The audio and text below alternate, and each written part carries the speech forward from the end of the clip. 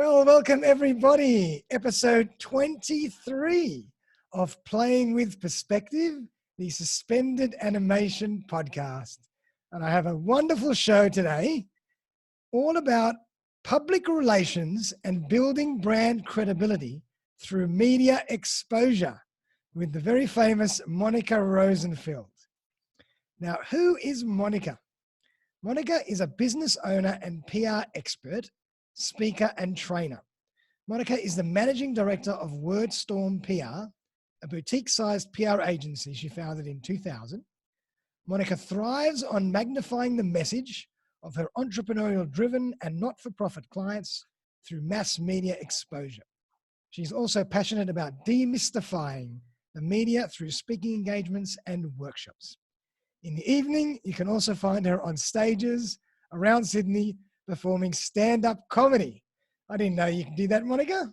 Yes, that's a little hobby of mine I do on the side. Where do you do that? All over the place. I was actually supposed to be performing in Melbourne tonight. Oh my God, how fantastic. But obviously that's not happening. But yeah, all over like pubs and sort of place, whoever will have me on their stage. I love it. That's fantastic. I love it. And do you do that? Are you doing that a bit virtually now as well? Or? I'm not. A lot of the comedians have gone virtual, but I haven't quite got my head around, trying to do a set into a Zoom screen. I mean, good on them. They're doing a great job, but my headspace hasn't moved into that area yet. Maybe I'm not experienced enough to overcome that challenge, but who knows? I might get there. Awesome. Well, that's fascinating. Maybe we can do another episode one day on that part of you, because that's fascinating in itself. But today we're going to be chatting all about PR, branding, and media, which is Monica's expertise. My sweet spot. Her sweet spot. But before we kind of go into some Q&A, I thought, Monica, give us a little bit of a snapshot into who you are, how you became a PR mogul. Yeah. And love to hear more about that before we jump into some questions. Okay, awesome. All right, thanks. Well, I guess I started my career in media working in London. I was backpacking, got a job at a media company, making really bad coffee and hanging up jackets. And I ended up getting lucky. The production assistant of this documentary series quit one day, and I literally begged and begged to get a chance to work on this show.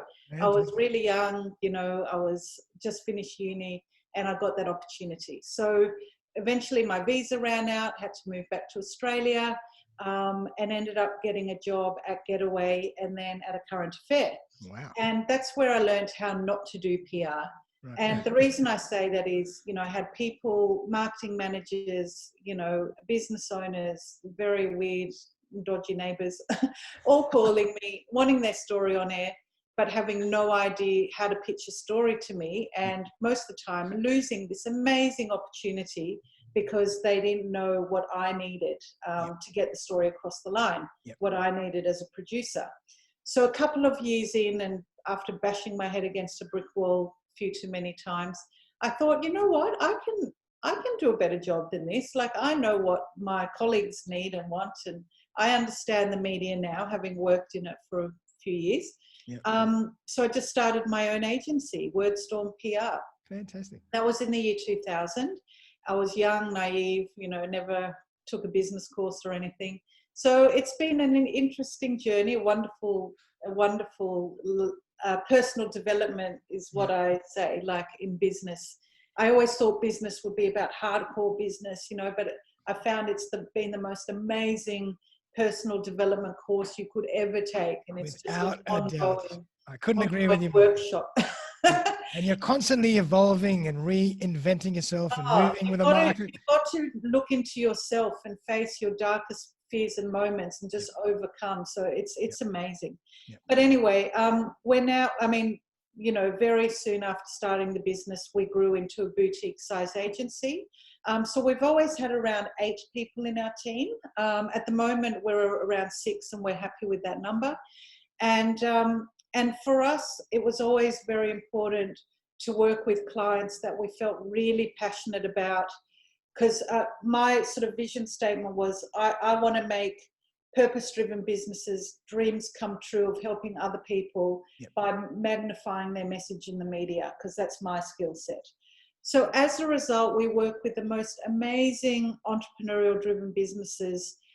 They're mostly quite developed entrepreneurs, but we do work with some brand new startups, as well as not-for-profits. And we say our clients are living a dream, and sometimes a nightmare, solving a problem and improving the life of their client or customer in some way, shape or form. So when I get a potential client call, these are the three things I'm going through my head to see if they're a good client fit for us. Wow. We don't take on a lot of clients, so our clients are big fish in a small pond, and they get looked after like they're part of our family. I love that. I love that philosophy as well in general. Yeah. Wow, very, very busy. And obviously your business has evolved over the years to where it is now. It's like you probably started doing one thing and it kind of, you found your sweet spot. It has evolved in a way, but unlike a lot of other PR agencies who, okay, so I started in the year 2000. So in 20 years, a lot has changed. Yeah. Probably blogging wasn't really a thing, or maybe the very early adopters were blogging back then. So we have changed and adapted to the times, but unlike a lot of other PR agencies who, when social media reared its head, became everything to everyone, we decided to stick to our core, which is traditional media, being, TV, newspapers, online news sites, which became more and more prominent. We actually did start working on social media content for our clients back in the early days. Yep. However, when it became very technical and all about the advertising side, I sent one of my team members to a course, like a 3-day course. A Facebook ad course or something? She came back and she said, this is not what we want to be our business about. Yep. Let's just stick to media. And I was like, I'm happy with that. Yep. So we have adapted and evolved and changed. But I think our key point of difference is we focus on getting our clients in mainstream media. We do work with influencers every now and then when the campaign needs it, but we're all about developing the trust and credibility of our client's brand through mass media exposure. Awesome. And I love that. That's fascinating because there's so much hype and buzz around social media. I mean, I love social media. That's what I do. But it's almost like the analogy between email and direct mail. Yeah. There's so much email out there that actually a direct mail campaign can work. Yeah. Same thing funny you mentioned social media versus traditional media. Exactly. It's really funny you mentioned that, because when I'm talking to audiences, because I give a lot of keynote presentations and workshops, and what I always say to the audience is, put up your hand if your competitors are putting time, money and effort into social media, and everyone puts up their hand. And then I say, that's brilliant. They need to keep doing that. And so do you. It's very important. Yep. But now put up your hand if your competitors, or if you know any of your competitors that is actually making the effort to be that go-to media spokesperson for their industry and consistently appearing on the TV shows, and anywhere else, commenting on the industry and their business, and no one puts up their hand. And then I sort of say, well, there is a whole space for you to claim, and it's there for the taking. Absolutely. Why wouldn't you go out and take it? Especially once I start demystifying the process for them, because I'm very passionate about demystifying the media and showing people that you don't have to be a celebrity, you don't need a brain surgery degree. It's very common sense. It's just a few practical tips, and anyone can get themselves in the media. In the media. And I suppose that's what we're going to talk about today, because everybody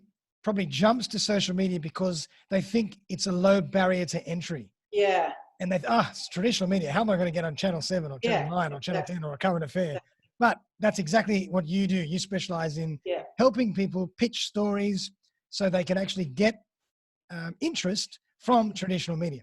Exactly. Yeah. So the way, sorry. Yeah. So kind of wanted to just take a step back before we go into that, but we've kind of touched on that. But PR, public relations, what does it actually mean? There's a million definitions these days. What does it mean? It doesn't matter. Public relations, it's really, if you look at it literally, it's about the way you relate to your public, or that the public perceives you. So there are a lot of definitions, and there are lots of different agencies out there specializing in different facets of public relations. So some are all about lobbying the government for certain things. Others are about curating your brand through content creation. The way it's defined in my business is helping you magnify your message through mainstream media. But none of the agencies are right or wrong, and some do all of it. If you look at public relations as a wheel, there's lots of different spokes to it. Similar as if you look to marketing as a wheel, PR would be one of the spokes. If you look at PR as a wheel, you know, media exposure would be just one of the spokes. You know, influencer outreach would be another, and there'd be many others. So from the way I look at it, it's about media exposure, but there's a lot more to it than that. But that's what I focus on. Exactly. I mean, we don't even need to get really too in depth with the definitions or the words or the semantics. It's what the outcome is that's most important. Exactly. What do you want to do? You want to get your message across. You've got a couple of ways. Traditional media is one of them, and that's where you specialize. Simple as that. So obviously we've touched on traditional media versus social media, but I want to just talk a little bit more about if people want to get themselves and pitch themselves or their story to traditional media. Yes. What should they do? How should they go about that process? Okay. All right. I've got a few newsworthy angles that I'd like to share that we hang our clients' expertise on. Right. And it makes it instantly newsworthy to a journo because we're giving the journalists the information in the way they want to receive it. First thing to keep in mind is that all journalists care about is producing content that will add value to and engage their audience. So if you can show them why your information does this and in the right way, you've got a good chance of getting noticed. Right. So the first one would be tips, like let's say top 5 tips about something. So for instance, you also work in recruitment, so you could come up with tips on so many angles within recruitment, or myths, or things you didn't know about, or fallacies, or whatever it is. So top 5 ways to make a good first impression. Top 5 ways, to make your CV look good. Top 5 seasons where certain industries are looking. So everyone listening out there who owns a business is an expert in their field and could come up with, I would love to challenge you to come up with 20 different lists, top 5. Journos love receiving information like this because it's bite-sized, digestible information that, you know, their audience gets value very quickly and, you know, can often read the article while sitting, you know, or not now, but sitting in the train or sitting on the couch. So that's one, and it's a really good one. Another one is awareness day. So there's an awareness day for just about every single topic, every day, week, and month of the year. Gotcha. And some are very obvious, like, you know, we all know about Breast Cancer Awareness Month, and a lot of us know about, you know, Earth Hour and things like that. But there's a lot of more obscure ones that you can sort of tie your content into. But you can think outside the square. So for instance, I'll give you an example. In August, in the first week of August in Australia, it's Sleep Awareness Week. Oh, really? So a lot of content in the media is about sleep and the importance of sleep. But we have a client who's a leadership expert. So she really is an amazing woman and works with a lot of the top C-suite people within huge organizations. And one of the things she works on with them is helping their sleep patterns, because that helps with leadership. Wow. So we got her on TV and several other media outlets talking about the importance of sleep to being a good leader. So you can see from that example, you can just try and tie things in. Yeah. But a more obvious example, you know, it was New South Wales Seniors Week earlier this year. Our client is the director of a global aged care franchise. So we got him on TV talking about how the elderly can prevent social isolation and top 5 ways they can do this. So sometimes these angles can be combined. Gotcha. You've got an awareness day and then you provide the tips. Gotcha. Another one is case studies. So journos love telling the story through the people who are experiencing it, instead of you saying, oh, I'm so amazing, we do this and we change our clients' lives. They want to speak to the client who says, oh, I was destitute, I was ready to, top myself, and then this business came along, or whatever. It goes back to that storytelling. Everybody wants a story. It's all about the story. And we want to, journo's key role is to engage the audience, and there's no better way to engage the audience through human interest stories. Yep. And that's why kind of reality TV does so well, because we love watching, people's journeys, and we love watching a train wreck as well. But they really want case studies. So the other night we got our client Home Instead Senior Care on the project, because they've now started up this pen pal initiative whereby people can write letters and kids write letters and they give it to the elderly.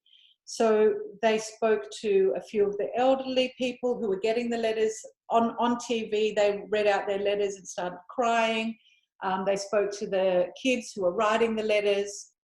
And then they spoke to Home Instead, who initiated the whole program. So kudos to them. But it just wouldn't have been the same story, and they probably wouldn't have even done it if we couldn't have offered them, real people who are involved in the project. So when it comes to case studies, think about your raving fans. Think about the clients that you've made a huge difference to. And the more human interest their story has, the better. And then talk to them about whether they'd be willing to help others by sharing their story. A lot of times our clients say, oh yeah, we've got a lot of happy clients, case studies will be no problem.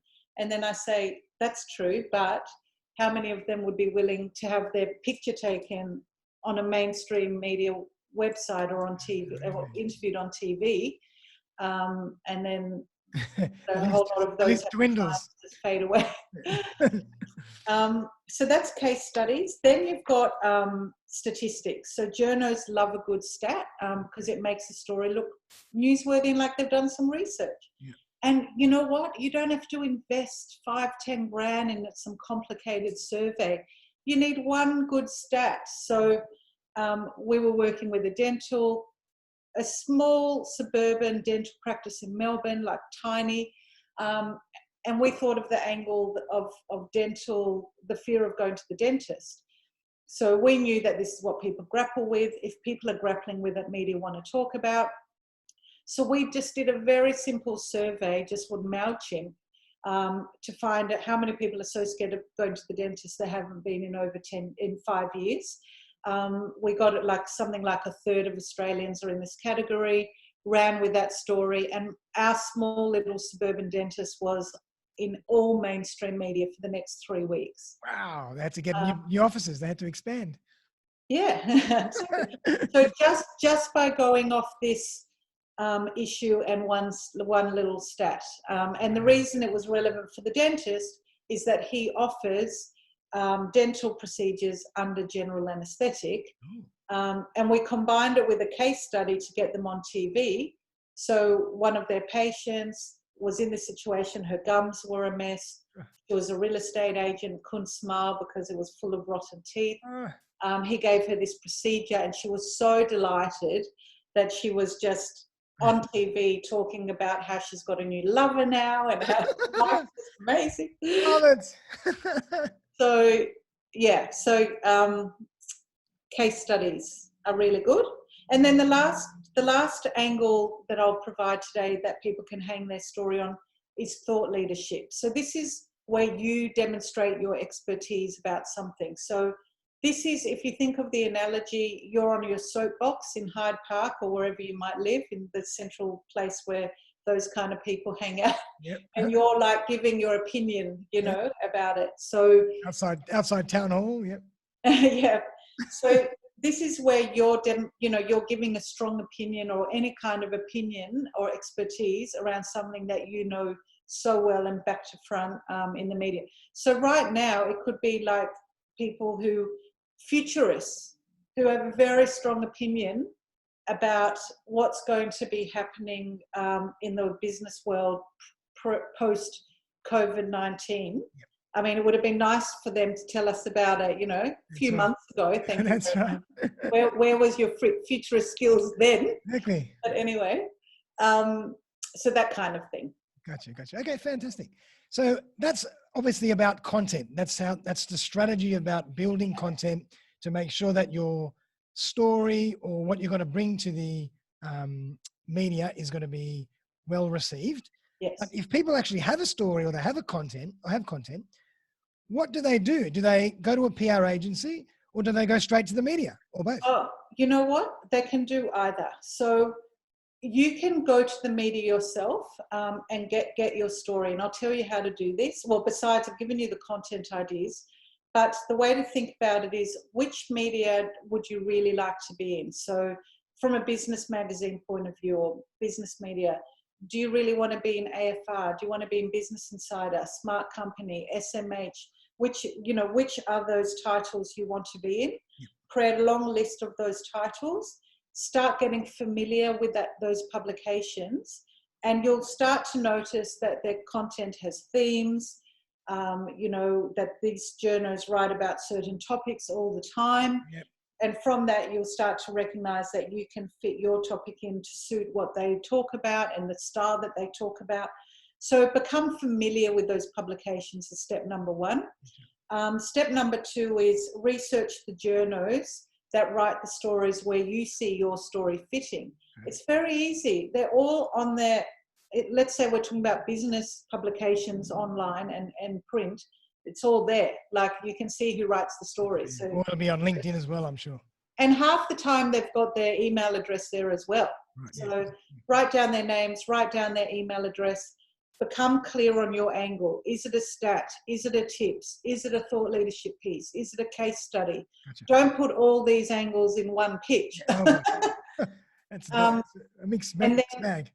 And then reach out to them. The headline, the subject in the email should be, the headline of what your story is. And when you think about the headline, think about if they were to write a story on your topic, what headline do you think they would use to get their audience's attention?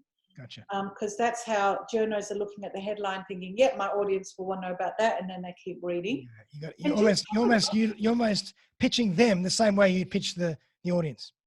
Exactly, because they're pitching to the audience. Like for them, it's all about the audience engaging. So they're doing the same thing, just second along. Gotcha. And have a go. So people out there, just give it a go. What really will motivate you is once you start getting some success. It's a bit like, anything like LinkedIn or any sort of social media. Initially, I know for me at least, it was like clunky and, can I really be bothered? But when I started getting clients from it, I was like, hello, now I'm interested. So it's kind of the same with media. Once you start getting some traction, you become totally addictive and you see that it's accessible. The difference between doing it yourself and coming to an agency like us, WordStorm PR, is that if you do it yourself, you'll likely get a bite or two and you'll be in the media, depending on how busy you are, of course, and how much time you have to put to this. You'll probably get in a year, 2, 3, maybe 4 articles, which is awesome. Yeah. If we do it, we're looking at getting that in the first month, if not more. Wow. So it's putting it on steroids essentially, and you don't have to worry about it because we're doing it all for you. And you try and elongate that exposure as well for as long as you can. Well, we want a lot of our clients. The goal is to make them the go-to media spokespeople for their industry. So we're working with them consistently. So we put together a plan outlining the different angles we'll work on each month. It's not set in stone because we're reactive to the media, but we're plotting out a plan to consistently go to the media, a whole range of media with different angles. Gotcha. We also work on projects where we can do this stuff one-off as well. Okay. But a lot of our clients have been set up as that go-to media expert. Perfect.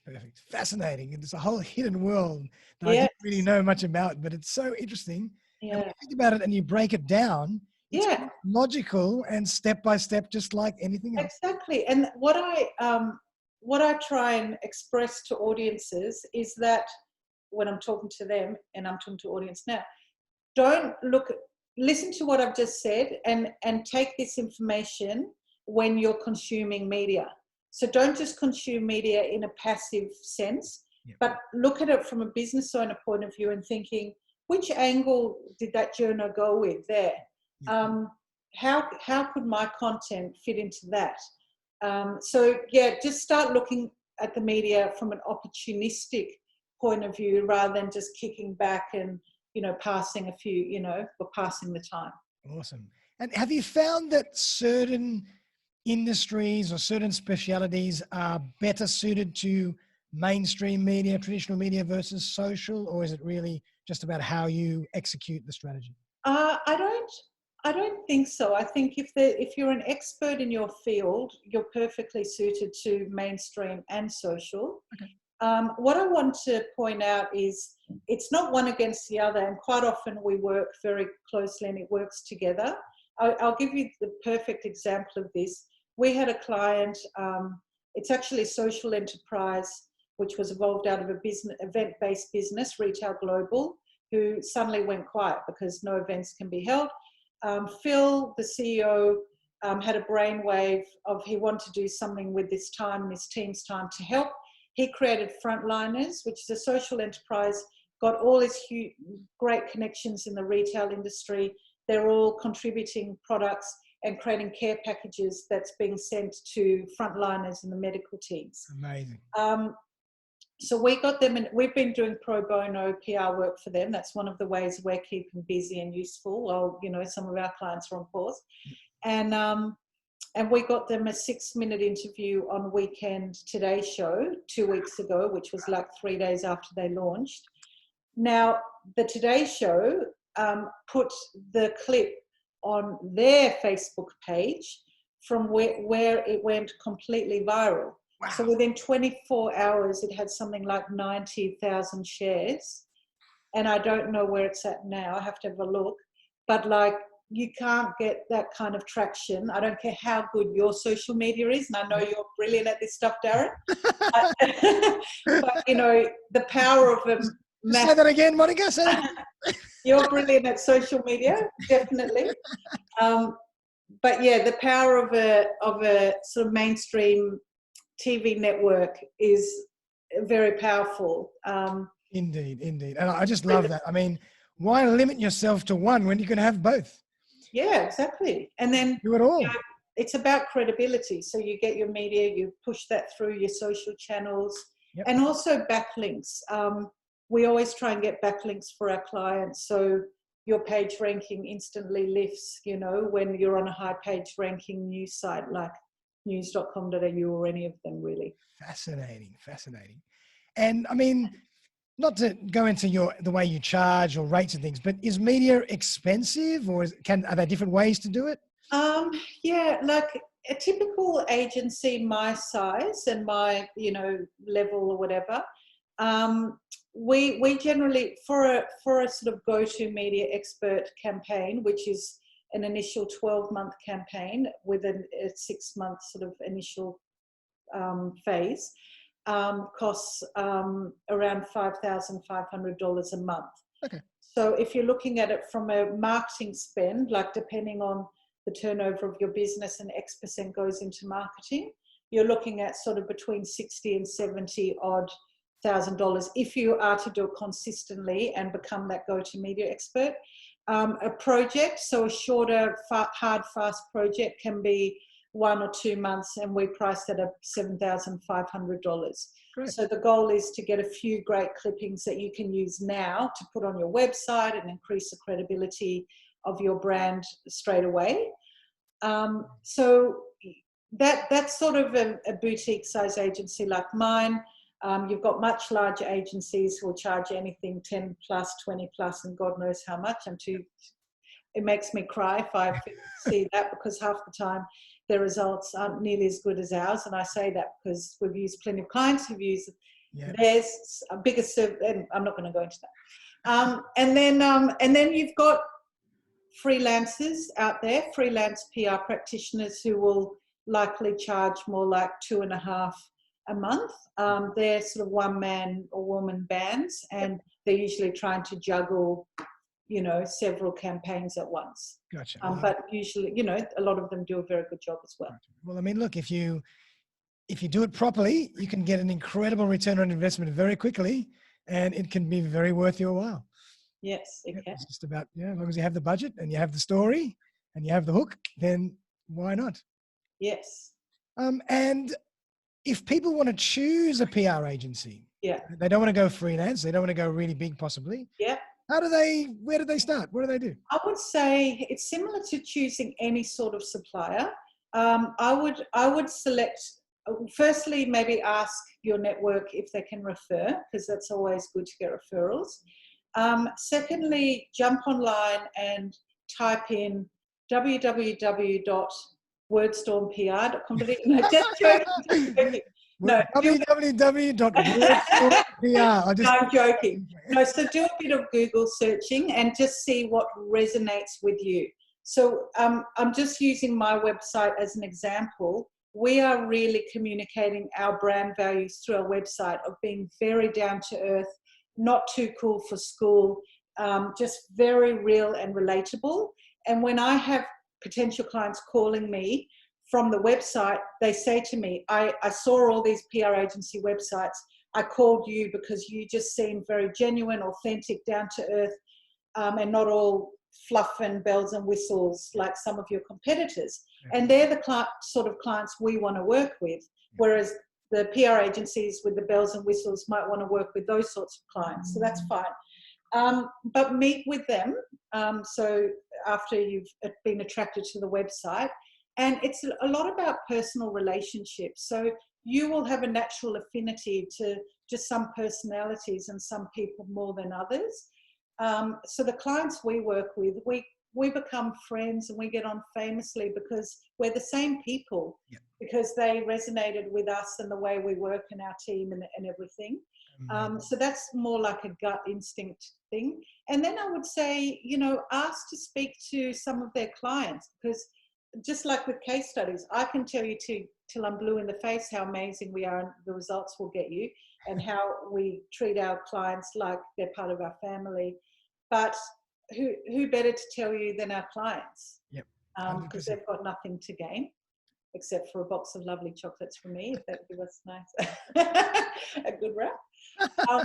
So that's what I would say. And then I would say don't sign up to a long-term campaign before you've, so we would usually incorporate a 3-month trial period into our campaign so that people can see how we work, because I wouldn't personally sign up to a long thing until I can see what traction we're getting. And it's like recruitment. You put your best face forward in the interview, but you really see how the people work once they're in your team. Definitely. If they do it in baby steps, do it in bite sizes, test it out, see, and just go from there.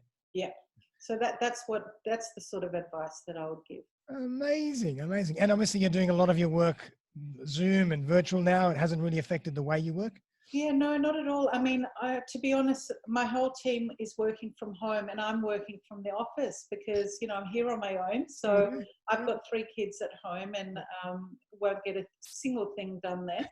But yeah, it's actually worked so well. I think a lot of businesses have been surprised by how well it's actually working. I agree. And I'm thinking now, when we go back to normal, actually I shouldn't say this in case my team hold me to it. No, I'm not going to say this. But I just think that it's opening the eyes of a lot of businesses on how well you can work with clients, with your teams, and we're almost more bonded, in this crazy time. And it's actually proving to be quite eye-opening and wonderful how well it's all working. I agree. I think it's fascinating. I think it's changing people's behavior, and we'll start to integrate a lot of this new behavior into the way we work after this situation. So I totally agree with you. And we've all found such efficiency and connectivity, and thank God for technology. Oh, thank God. I was thinking if this happened in the year 2000, Oh my God, can you imagine? can you imagine all the faxes that you'd have to Oh, send? Lord. My God. But that was amazing, Monica. I really appreciate all your insight and your expertise and your transparency.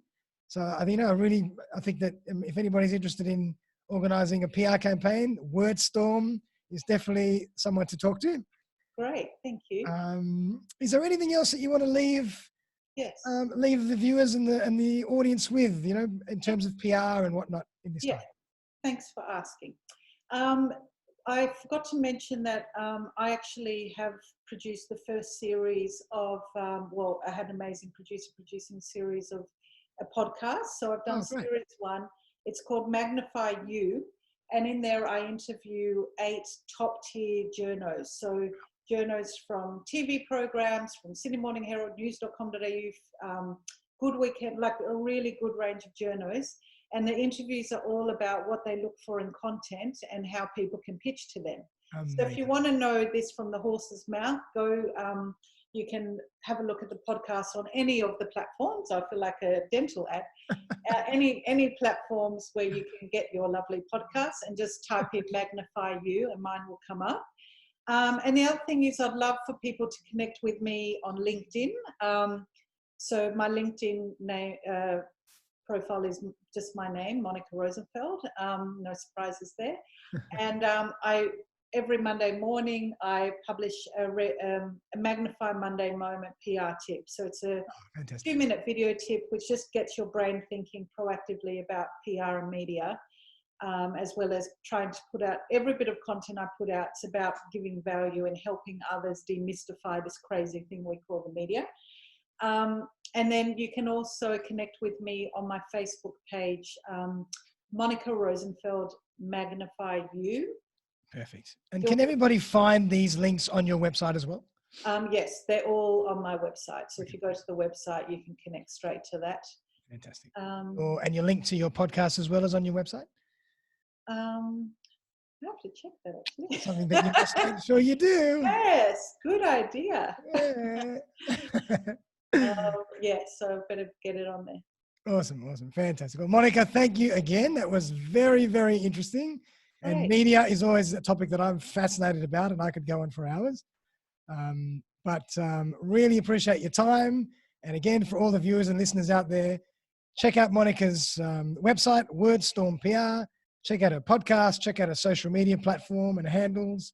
And she's got loads of information and insights for you every day that will help you in your journey with media.